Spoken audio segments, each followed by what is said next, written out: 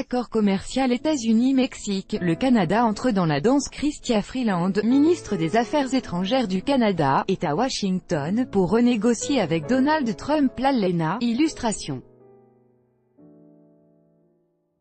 Reuters. Edgar Garrido. La ministre canadienne des Affaires étrangères, Chrystia Freeland, a annulé sa visite en Ukraine ce mardi 28 août pour se rendre à Washington.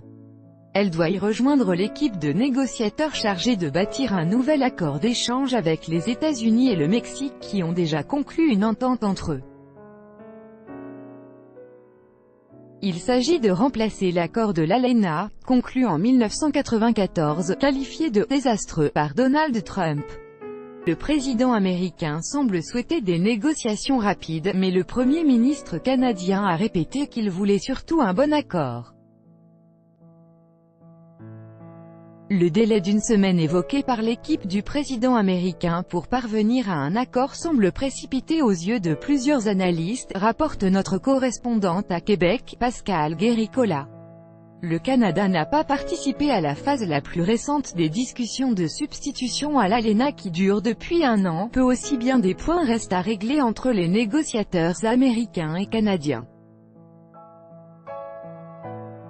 Comme par exemple l'existence d'un tribunal commercial indépendant pour régler des conflits autour du bois de construction ou de l'aluminium. Cet après-midi, je me suis entretenu avec le président Trump. Pour plus de détails, https://seht.co/jvaquin-r5m Justin Trudeau, Justin Trudeau, 27 août 2018. Les exportateurs canadiens s'inquiètent aussi de la remise en cause de l'accord commercial tous les 16 ans, une clause signée par les États-Unis et le Mexique. Mais c'est surtout l'avenir de l'industrie automobile canadienne qui suscite le plus de questions. Des milliers d'emplois pourraient être perdus au Canada si effectivement un plus grand pourcentage des voitures est fabriqué aux États-Unis et au Mexique comme le prévoient les nouvelles règles. Par ailleurs, les usines canadiennes pourraient hériter des contrats assurés auparavant par les Mexicains, dont les salaires ne sont pas assez élevés selon les termes de l'accord. Difficile à ce stade de déterminer si l'entente sera oui ou non favorable au Canada.